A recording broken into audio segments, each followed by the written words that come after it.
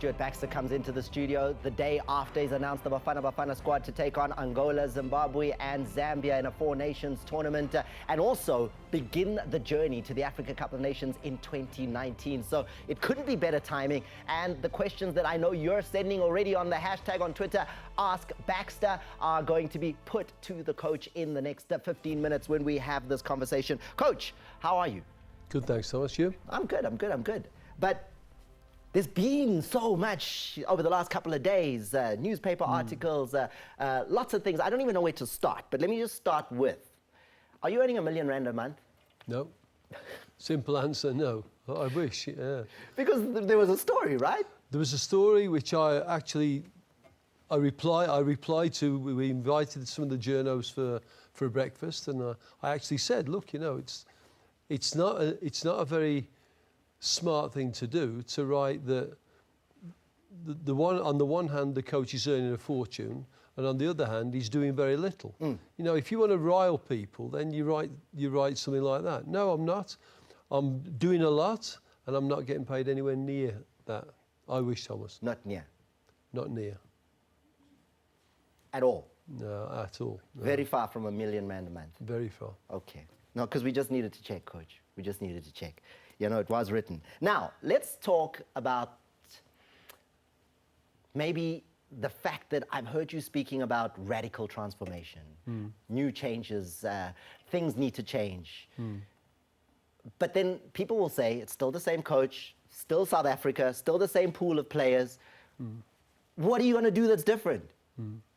Well, if you look at the last, if you go back in South African football history and go back until we won the African Cup of Nations and look at the things that we've been doing the same things over and over again, and we've been getting very similar results over and over again. And we get disappointed and we get angry and we criticise and then we repeat. So we've got to look at what we're doing and say, well, what elements of that can we change? And what does that mean? Does that mean we have to work on the coach education, the talent identification? Do we have to work tactically? Do the supporters have to change their mindset a little bit? Can I interrupt you there, Coach? Yeah, because I think the one thing that everybody wants is just for the team to win, right? Yeah. Like, so how do we achieve winning? Well, I saw a television programme last night, Manchester United. Tim Sherwood was in the studio. He said, you see, Jose Mourinho gets the job done and he just wins. And then it doesn't matter. But then later on he said, well, you see, United play in a certain way. Well, what do we have? Let's make our mind up. What is it?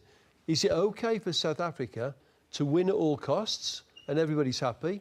Boring soccer, though. But if it's boring soccer... One up front. No, but I mean, if it's... South Africans won't be happy with that, though. Exactly. We want to see... Thank you. ...us playing the way we like it. Yeah. And win. And qualify. Well, let me tell you, Thomas, the bad news is that when we want the entertainment value to be through the roof, that is not conducive with winning modern football. Not regularly. So we have got to find a balance between the entertaining, express yourself football that we love in this country, with the structure and doing the right things so that even on a bad day, we've got a chance of winning. Now, therein lies the challenge. And how much are we prepared to change? You've said that we need a reorganization almost of everything, from how SAFA deals with things to even the players. Yeah. I mean, I was massively interested in one of the things that you had to say at this talk, which was that players don't really see themselves overseas. South African PSL players don't see themselves wanting to play in Europe. I think one of the changes that's happened when I was here the first time to this time is that the PSL has grown in stature. The PSL is a better produced league, a better organised league. There's more money available in that league. So a young player that lands in the PSL today is comfortable. And some of the players maybe don't have that drive to kick on and then land in Ajax, Amsterdam or Manchester United. So they're satisfied.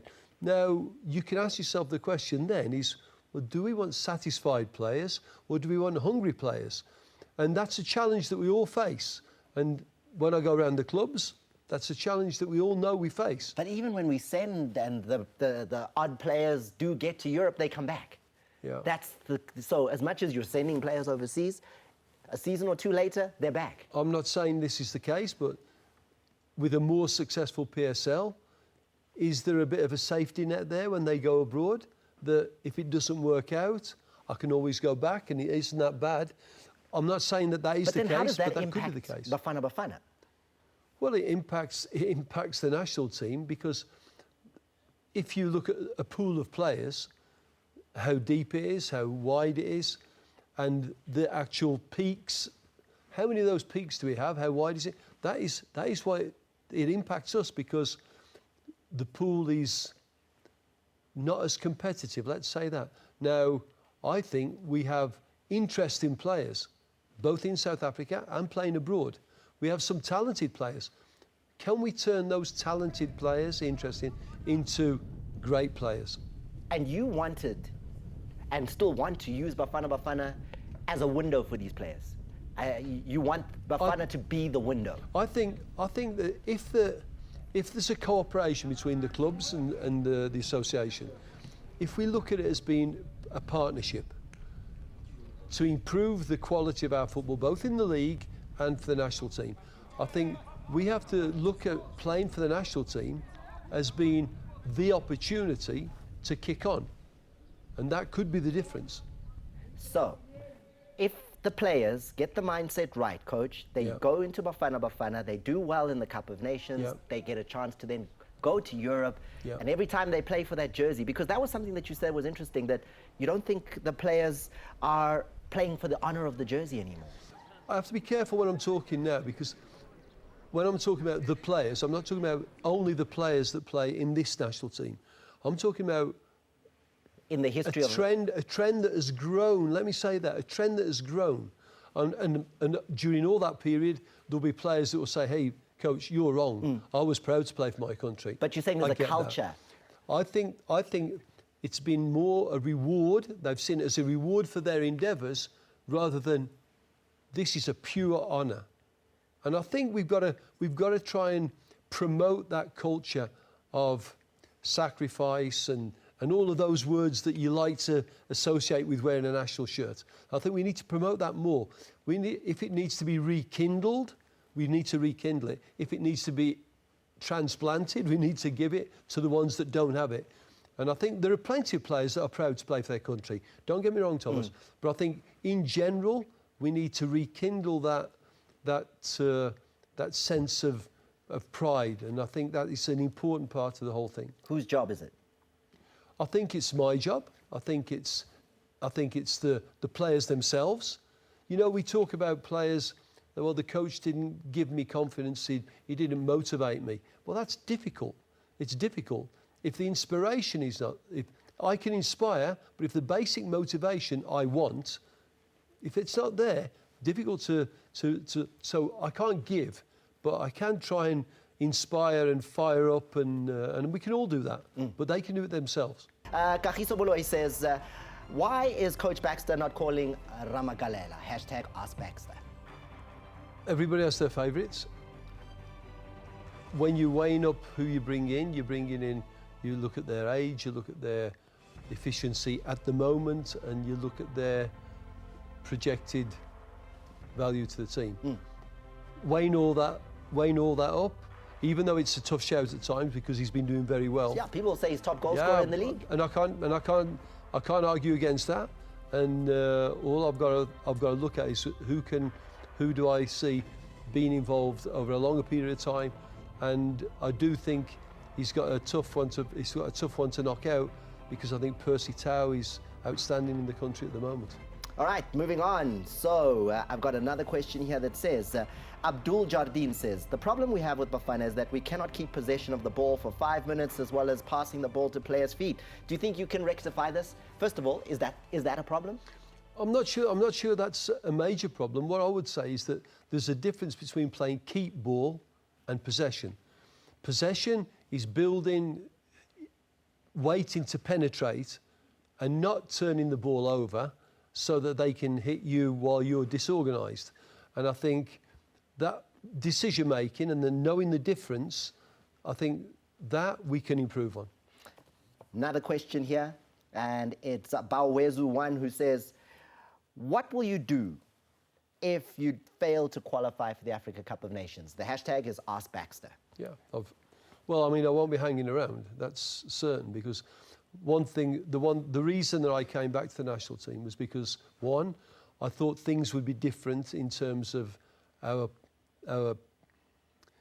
planning and our ambitions as a football association, and two, was my own personal desire to want to deliver a major tournament to the people of South Africa, because I was the Finnish national coach when I came back and watched how people loved having a major tournament in this country. So that is probably the biggest motivation I have. And if I can't do that, I won't hang around, I'll move. I'll get out and let someone else come in that can. You'll quit?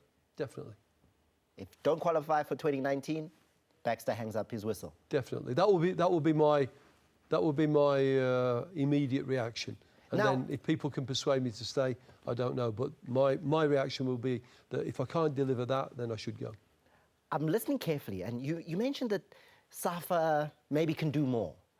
And in listening to you, you wanted to go to Thailand in terms of preparation for this window. The Four Nations thing came along. It didn't seem like you and SAFA were on the same page. I'm not sure that's the 100% truth. I think it's what we get. Like when you read it, it seems Stuart wants to take the team to Thailand. I certainly wanted SAFA to go says to Thailand. We're not going to Thailand. I certainly wanted to go to Thailand. For various reasons, we didn't go. And one of those reasons was that this other tournament came up, and it was deemed that would be a better target. Now, will you learn as much? We all had opinions on that. So, I think that the important thing is that, yes, when I'm talking about people have to upgrade what they're doing, I look at our own organisation, and we all know Vision 2022 is because we didn't think we were doing it right before, and it's a fantastic document, and I think implementation and how quickly we can do it, we'll see how quickly do we reach our targets. And are we immune to thinking, well, we can actually do it better? No, we're not, and we shouldn't be. We shouldn't be up in an ivory palace thinking everybody else is wrong. So you just want more from everybody? Well, I mean, everybody needs to give more, including Stuart Baxter, definitely. I mean, I think everybody should have that attitude. Everybody at SAFA should be saying, how can we do this quicker? And I'm sure they are. But I was just reminding the journalists that, by the way, it's not me looking at everybody else and saying, well, get your act together. It's me as well.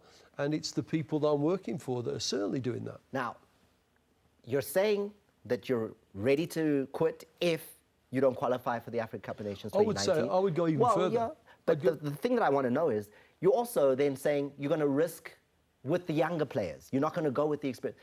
That seems like a huge risk when you're putting your job on the line at the same time. Of course it's a risk. Why go with younger players? Well, I think that's the right thing to do for this country.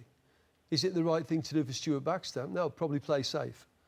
Play safe. But I'm at the time of my career, Thomas, where playing safe is not really an option, because if I'm going to take the country to a major tournament, then we have got to develop, and we've got to make sure we do the things that we do well more often, and that we put the basics in, and the basics can go in with the youngsters more, and we can form them more than the older experienced players. The problem, though, is that you don't have time for that, right? You don't have the time to say nurture the youngsters, because 2019 is around the corner. That's right. Well, we've got to, this year is about gelling the players that have been around a bit, have the experience, and will be around in 4 years' time when there's another World Cup, and gel them with the youngsters that are promising, that desperately need that experience of international football if they're going to hang around and be a value later on. Why not just go with experience now, get to the Cup of Nations, then you've got 3 years to worry with the youngsters to get to the World Cup? Too late.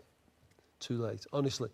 Every World Cup winner, bar one, has been the product of a 6-year cycle. And 3 years is too late. I said this when I was the national coach before the World Cup 2010. I said, when you're looking at Germany 2006, you've got to use that as a stepping stone so that 2010 on home soil will be the product. Stuart Baxter, thank you very much for coming in.